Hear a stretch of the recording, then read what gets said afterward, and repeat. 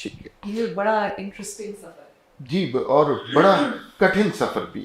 اچھا، آپ نے ذکر کیا پاناما کا حوالے سے، اور اس زمانے میں جو جبر کی روایت تھی وہ ہمارے ہاں جس طرح چلی، بہت ساری باتیں اب لوگوں کے سامنے آنا شروع ہو چکی ہیں.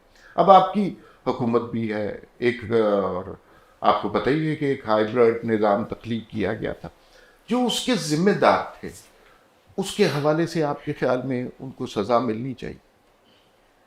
دیکھیے، سب سے پہلے تو میں یہ سمجھتی کہ جو اویئرنیس عوام کے اندر ووٹ کو عزت ہو کیمپین کے بعد آئی ہے، سب سے بڑی سزا جو ہے اور سب سے بڑی ڈیٹرنس جو ہے وہ ہے ان لوگوں کے لیے جو اس قسم کی حرکات میں ملوث رہی ہیں، اس قسم کی جو ایکٹیویٹیز ہیں اس میں ملوث رہی ہیں. تو میرے لیے بطور پاکستانی جو ایک جمہوری سوچ رکھتا ہے، میں یہ سمجھتی ہوں کہ یہ بڑی خوشائن بات ہے کہ نواز شریف صاحب نے قربانی دی اور بڑی احسن انداز میں لوگوں کو یہ بابت کرا دیا کہ سب کچھ جو ہے وہ اپنے کانسٹیٹیوشنل ڈومین کے اندر اچھا لگتا ہے. جو کانسٹیٹیوشنل ڈومین سے باہر نکل کر کچھ بھی کرے گا تو اس کے لیے there is a price to pay. I think اس کی وجہ سے جو ڈیٹرنس کریٹ ہوئی ہے وہ ایک بہت خوشائن بات ہے. اس کے علاوہ میں آپ کی بات سے 100% اتفاق کرتی ہوں. جو بھی جس بھی ادارے کے اندر کوئی ایسے ایلیمنٹس رہے ہیں بطور ادارہ، کسی بھی ادارے کو ٹارگٹ کرنے کے حق نہیں، کیونکہ یہ کوئی بلیک چیک چیز نہیں ہوتی. ایک یا دو افراد ہوتے ہیں یا چند افراد ہوتے ہیں جو اپنی اس قسم کی حرکتوں کی وجہ سے ادارے کی بدنامی کا باعث بنتے. تو میرا خیال ہے کہ اداروں کو بھی اس قسم کی جو لوگ ہیں جو ان کی بدنامی کا باعث بنے، جن کی وجہ سے اداروں پہ انگلیاں اٹھی ہیں، ان کو سزا دینا آپ کے خیال میں جنرل فیض حمید کا کورٹ مارشل ہونا چاہیے؟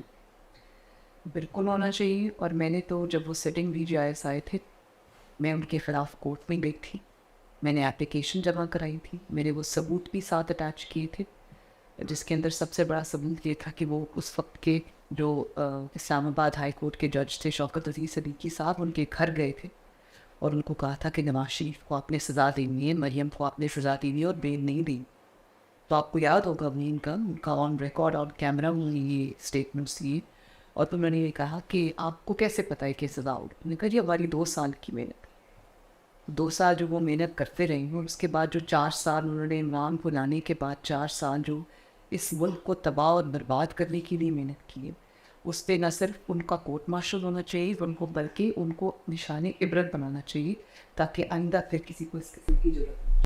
اچھا، نواز شریف صاحب نے ایک تقریر کی گجرانوالہ میں، اور میرے خیال میں وہ پاکستان کی تاریخ میں ایک بہت اہم ٹرننگ پوائنٹ تھا.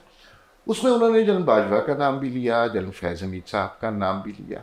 پھر آہستہ آہستہ ہم نے نون لیگ کے جتنے لوگ ہیں اور آپ کی طرف سے بھی سنا کہ وہ نام صرف مختص ہو گیا الزام جنرل فیض حمید کے لیے، اور جنرل باجوہ کا نام آہستہ آہستہ معدوم ہوتا گیا. اس کی کیا وجہ ہو سکتی؟ میرا نہیں خیال کہ کوئی نام کبھی بھی معدوم ہو سکتا ہے. کوئی ایسا ہے، میاں صاحب کی بہت بڑی آئی تھنک کنٹریبیوشن ہے کہ جب ایک پیج جو تھا وہ اپنے اسٹرانگسٹ پہ تھا اور جب کوئی نام لینے کی ضرورت نہیں کرتا تھا.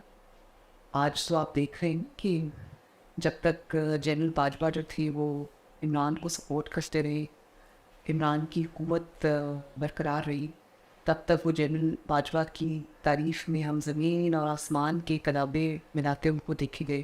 اور جب وہ اپنی ریٹائر ہو گئے، آفس سے چلے گئے، تو ہم نے دیکھا کہ عمران نے کس طرح سے اس پہ اٹیک کرنا شروع کر دی. یہ بزدل کی نشانی ہے کہ جو جانے والا چیف ہے اس کے آپ گریبان پکڑیں، اور جو آنے والے چیف ہیں جو اب ہے ان کے آپ پاؤں پکڑیں. تو اس سے انسان کی جو سیاست ہے اس کی ڈائریکشن آپ کو سمجھ میں آتی ہے. اور جہاں تک نواز شریف صاحب کی بات ہے، بالکل میں اس چیز کو بڑے فخر سے دیکھتی بھی ہوں، اور پاکستان کی ہسٹری میں یہ ایک لینڈ مارک ہے کہ جب ایک پیج پوری آب و تاب کے ساتھ، پوری طاقت کے ساتھ، پوری پاور کے ساتھ اقتدار میں تھا، تو نواز شریف صاحب نے اس کو للکارا. اور میں آج بھی وہ لمحہ یاد کرتی ہوں، تو میں آپ کے ساتھ شیئر کرنا چاہتی ہوں. Please. रसूल साहब कि मैं उस दिन, क्योंकि PDM का पहला जलसा था वो, और वो गुजरांवाला में था, तो मैं उस जलसे में थी, मैं स्टेज पे बैठी थी, और जो स्पीकर्स थे, क्योंकि उनका रुख जो है वो आवाम की तरफ होता है, तो स्पीकर्स का रुख आवाम की तरफ था। स्टेज पे बहुत ज़्यादा आवाज़ नहीं आ रही थी, तो मैंने एक लम्हा आया जब मैंने स्टेडियम था, from one and to the other and, from the first row to the last row, मैंने एक अप्रोर देखा, मतलब पूरा स्टेडियम उठ ही खड़ा हो गया। तो मुझे आवाज़ नहीं आई, मैं ऐसा बात कर रही थी, मेरे साथ हमारी पार्टी के सीनियर मेंबर बैठे थे, तो मैंने उनसे कहा कि मियाँ साहब ने क्या बात की है जो इतना जोश और जज्बे में एक लहर दौड़ गई है पूरे स्टेडियम में। तो उन्होंने मुझे कहा कि इन्होंने जो आर्मी चीफ और DJI का जो उस वक्त के फिल्म का नाम लिया। उसके बाद फिर जो आपने देखा कि उस दिन से, क्योंकि पब्लिक को इनको एक्सपोज कर दिया गया, उस दिन से जो अवेयरनेस आवाम के अंदर आई, जो इमरान की हुकूमत ख़त्म हुई, उसमें उस बहादुरी का और उस जुर्रत का जो सिटिंग लोगों के ख़िलाफ़ की थी नवाज शरीफ साहब ने, उसका बहुत। जी बिल्कुल। और आज भी हम खुलेआम नाम लेते हैं